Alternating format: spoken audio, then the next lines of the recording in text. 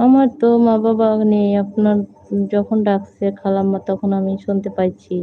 এজন্য মায়ের কথা মনে পড়ে গেল। আহারে তাই। হ্যাঁ, মা ডাকছিল আমাকে। আমার মা। আমার মা অনেকটা অসুস্থ ছিল বুঝছেন? আমার মা গত ২ বছর আগে ব্রেন স্ট্রোক করছিল। তো আমার আম্মা তো মারাই গেছিল বললেই চলে। সবাই ঘোষণা হলো যে আমার আম্মু মারা গেছে। তো আমার আম্মু আইসিইউতে ছিল মনে করেন একটানা ৭ দিন। ৭ দিন আইসিইউতে ছিল। সবাই বলল যে বাঁচবেন। মানে বেঁচে নেই তো। তারপরে আমাদের ডক্টর ডেকে জিজ্ঞেস করলো যে ৯৯% উনি মারা গেছে।